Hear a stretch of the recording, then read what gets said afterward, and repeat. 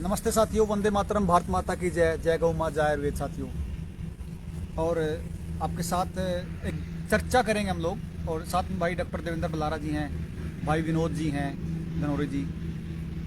और चर्चा का विषय ये है, देखो अभी कल बजट पेश हुआ है, और बजट में एक जो खासकर जो एक डिजिटल करेंसी की जो बात निकल के आ रही है, बार बार काफ़ी समय से निकल के आ रही है। और आज से अगर मैं 4-5-6 साल पहले की बात करूं तो हमें ये बताया गया कि डिजिटल करेंसी आएगी, उससे क्या अपराध कम हो जाएगा, क्योंकि पैसा लेन देन नहीं होगा। और जो बहुत ज़्यादा अमीर लोग हैं, जो कैश में लेन देन करते हैं, जो 2 नंबर काम करते हैं, उन पे भी कंट्रोल हो जाएगा। तो हम जैसे को लगा कि मतलब सरकार बड़ा सही कर रही है। अगर चोरी बंद हो जाए, डकैती बंद हो जाए, बदमाशी बंद हो जाए, और जो ये लोग हैं जो ये घपले करते हैं, इन पे भी नकेल लगेगा। और खासकर मैं बात करूं नोटबंदी की, नोटबंदी में भी ऐसा ही कुछ विषय आता है कि नोटबंदी जो है वो है जिनके पास भ्रष्टाचार को खत्म करने के लिए। तो हमने असल में सारी चीज़ों को मान लिया। और ये क्या पूरा मामला है इसका, ये जो कैश जो खत्म कर रहे हैं, इसका पूरा मामला क्या है, क्योंकि हमें दोबारा से सोचना पड़ेगा। और जो भी मतलब जो ये आ रहा है, इसमें जो हम जो बार बार बात करते हैं, मान लीजिए जैसे स्कूल नहीं खुल पा रहे हैं, तो हम क्या कर रहे हैं, हम गांव-गांव में जाके स्कूल खुलवा रहे हैं, और जब जो लोग खोल रहे हैं उनसे हम मिल रहे हैं, और इसी कड़ी में हम किसी गांव में साथियों, हम जो बार बार एक चीज़ कहते हैं कि लड़ाई ना तो रोड सड़क की लड़ाई है, ना ये कहीं मतलब किसी के साथ कोई धरने की लड़ाई है। अब मान लीजिए कल को आपका कैश बंद कर देते हैं, या मतलब कैश में लेने देनी बंद हो जाएगा, तो हम किसका सिर फोड़ेंगे, बताओ क्या करेंगे। अब इसमें जो थोड़ा सा मुझे इसमें मेरी समझ ये बन पा रही कि क्यों हम कह रहे हैं कि हमें गांव को खड़ा करना पड़ेगा, क्योंकि गांव वही गांव जो आज से 100 साल पहले, तो मान लीजिए जो व्यक्ति बाल काटता था, नाई था, उसको वही जो आप वाली बात है, वो मतलब 100 घर उसके 200 घर उसका जो होता था, वो जाके उसको मतलब अनाज देते थे, अनाज वाला अनाज, डंगरा का भी, न्यार का भी, मतलब खाली अनाज का। और जैसे मान लीजिए जो कुम्हार होता था, बर्तन पूरी साल बर्तन देता था। और आज भी ऐसे कुम्हार हैं गांव में जो बर्तन के बदले अनाज लेते हैं, ऐसे कुम्हार हैं अभी भी। और ऐसे नाई भी कुछ घरों के आज भी हैं कि जो मतलब अनाज लेते हैं। इसी तरह की मैं बात करूं तो जैसे जो भी हमारे जो महाजन जो पंडित होते थे, जो वो अपना को हवन यज्ञ का काम करते थे, उनको भी अनाज के रूप में या गाय के रूप में उनको दक्षिणा दी जाती थी। तो मतलब पहले हम जितने भी काम हमने देखा कि जैसे जब लोहार जब वो काम करता था, मुझे छोटा सा याद है, तो वो भी पूरे साल काम करता था और अनाज ही लेता था, मतलब पैसे का कोई प्रचलन ही नहीं था, पैसे का लेन देन था ही नहीं। तो ये दोबारा मान लीजिए ऐसी कोई स्थिति आती है कि जैसे हम सुबह बात कर रहे थे, भाई मान लीजिए हम सारे काम तो कर लेंगे, तो मान लीजिए अगर कैश बंद कर देते हैं तो हम तेल कहाँ से लेंगे, डीजल कहाँ से लेंगे, या फिर जो लेन देन वो किस तरह से लेन देन करेंगे। ये एक बार थोड़ा सा इसमें बताओ, ये किस तरह मामला उलझ गया और इस तरह किस तरह से पीछा छूटे। नहीं, पीछा छूटने वाली बात तो हम तब करेंगे ना जब हमारे को ये पता लगे कि ये खतरनाक क्यों है, जब हमारे को ये मालूम पड़े कि ये षड्यंत्र क्या है। पहले तो ये समझे ना गांव का आदमी। रीजन बीइंग, हम अगर ये कहेंगे कि आज से 100 साल पहले या 50 साल पहले हम लोग 50 छोड़ो, अपने बचपन में, हमारे बचपन की बात है, ये तो 30 साल 40 साल पहले भी ऐसे ही होता था। तो उस टाइम पे भी प्रचलन जो था वो बार्टर सिस्टम ही था। तो जब हम बार्टर सिस्टम को दोबारा लाने की बात करेंगे, कर दूं क्या आप जो कहना चाहते हो, जो आपने कहा भी, जो मैंने सुना भी, जो मुझे समझ भी आ रहा है, कि मान लीजिए अब जो आप सोशल क्रेडिट सिस्टम की बात कर रहे हो, कि मतलब अभी जो डिजिटल में पैसे आते हैं वो पैसे बंद हो जाएंगे, सिर्फ आपको टोकन ही मिलेगा। टोकन, हाँ, वो उसको वही बता रहा हूँ। पहले एक बारी ना उसको समझेंगे। पहले उन लोगों को बताने के लिए ये बात होती है कि भाई जो लोग ना मतलब ये कहेंगे हम लोगों को कि तुम आज से 20 साल 30 साल पीछे लेके जाना चाहते हो क्या अपने समाज को। भाई अगर आप अवाय बात करने लगा, यार इंटरनेट का जमाना है, कंप्यूटर का जमाना है, IT डिपार्टमेंट मतलब इतने दूर पर चांद पे दुनिया पहुंच गई, तामू न उल्टा लेके जान लाग रहे हो।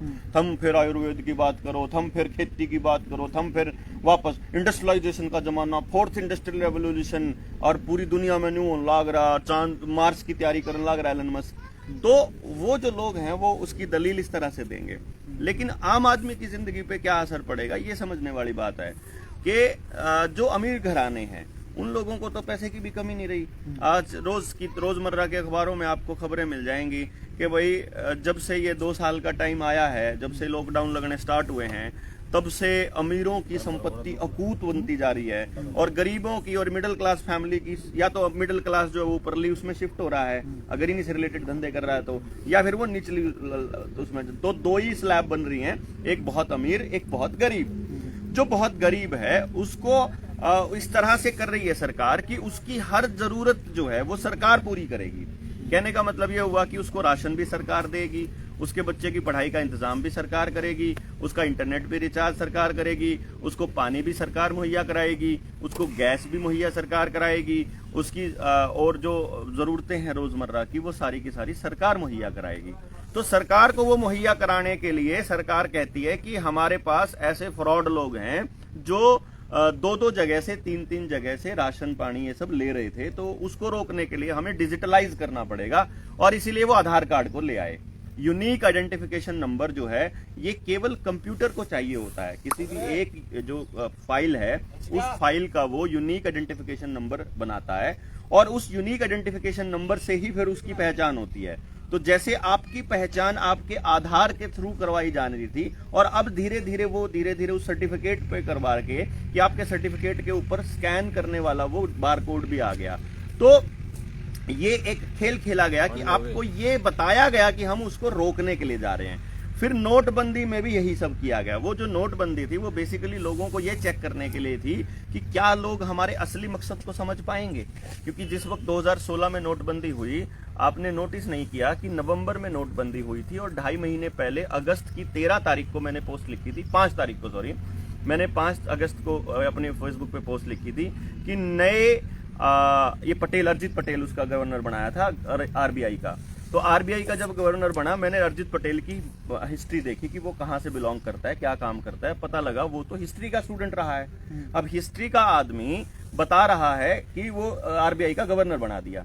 तो मैंने अपनी फेसबुक पे की पोस्ट लिखी थी कि आरबीआई के नए गवर्नर का नियुक्ति ये बताने के लिए काफी है कि अगला जो बड़ा घोटाला होगा वो बैंकों के जरिए होगा। आप तैयार रहिए कि अब ये खेल होने वाला है कोई ना कोई। अर्जित पटेल को क्यों लाना पड़ा? क्या हमारे पास कोई अर्थशास्त्री नहीं है? ये वैसे ही है जैसे स्मृति ईरानी को शिक्षा मंत्री बनाना पड़ा कि हमारे पास जैसे कोई योग्य शिक्षक ही नहीं था पूरे 135 करोड़ में से। इसी तरह से जब उसको खत्म करना था तो अर्जित पटेल को लाया गया, नोटबंदी करी गई। अब नोटबंदी का असली मकसद था नोटों को वहां लेकर के जाना। कौन से नोट? वो नोट, कौन से नोट? वो नोट जो आप देखोगे जो नोट हम लोग यूज करते थे, क्योंकि कोई भी बड़ा उद्योगपति 2 नंबर का काम नहीं करता है पैसों में। वो उसके पैसे सारे रजिस्टर्ड होते हैं, या तो रिश्वतखोर कर्मचारी होता है जो कैश में ज्यादा पैसा स्टॉक रखता है, या पॉलिटिशियंस होते हैं जो पॉलिटिकल पार्टीज के लिए चंदा लेते हैं। ये 2 लोग होते हैं।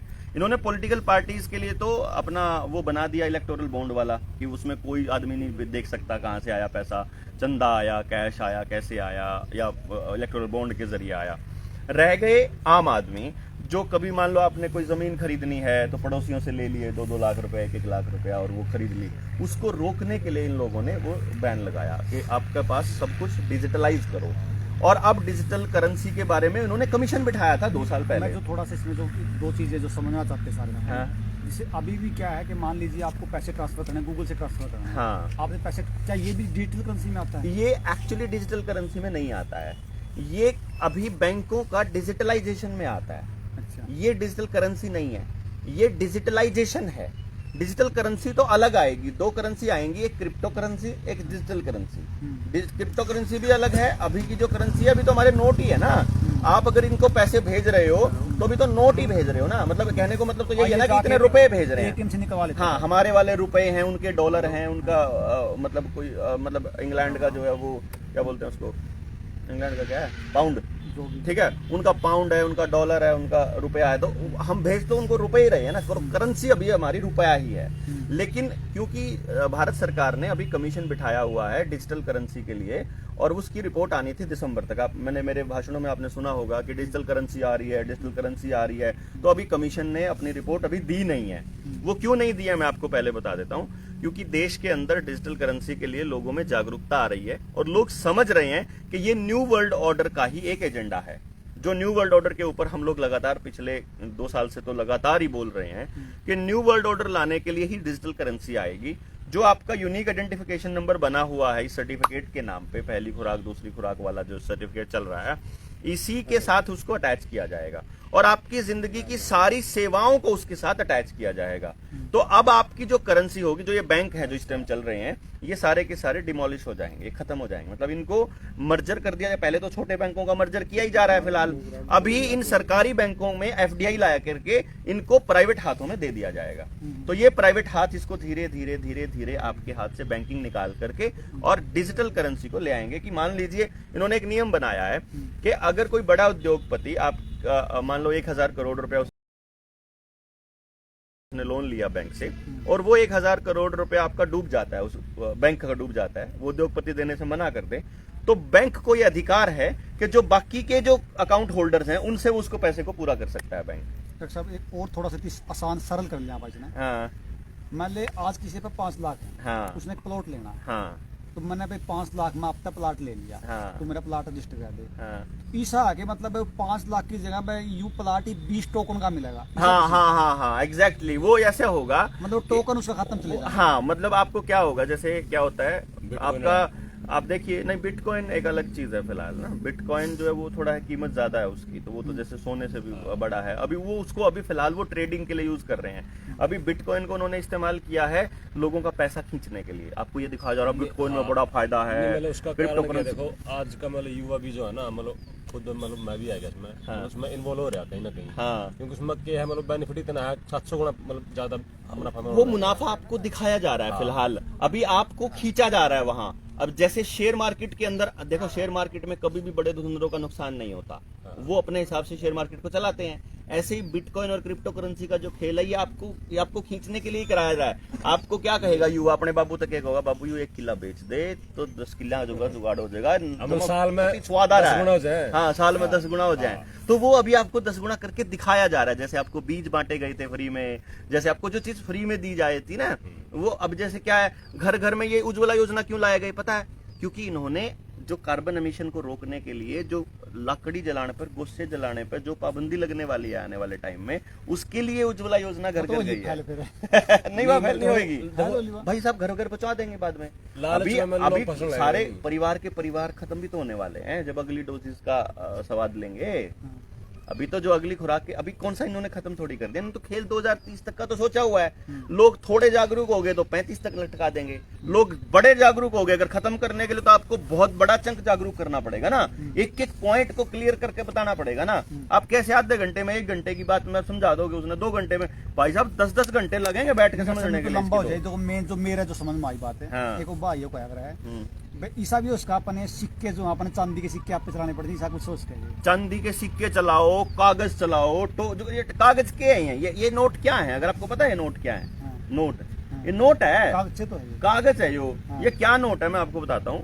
जिस टाइम पे यहूदियों की, उस टाइम पे जिन लोगों ने शुरुआत किया था ना, जो रॉथस्चाइल्ड, जो सबसे पहली रॉथस्चाइल्ड फैमिली जिसने बैंकिंग शुरू करी सबसे पहले, वो क्या करती थी, वो आपका जैसे लोग क्या करते थे भाई, सारा सोना कदे चोर डाकू लुटेरे लूट के चले जावे, तो वो रोथस्चाइल्ड हो रहा सोना दर जाया कर दे, तो रोथस्चाइल्ड उसने नोट दे दिया करता बना के, इतना सोना दर गए हैं। अच्छा रोस्टर कितनी उम्र का ऐसा क्या साल का? अरे फैमिली नरवाल कोई एक तो एक नरवाल थोड़ी है, मैं एक बना रहा थोड़ी हूँ। रोथस्चाइल्ड तो सरनेम है, फैमिली है, रोथस्चाइल्ड भी फैमिली, रॉकफेलर भी फैमिली, गेट्स भी मैं फैमिली। तो सोच रहा था मैं उम्र में रह जात 5-7 साल में छूट गया पेंडा में।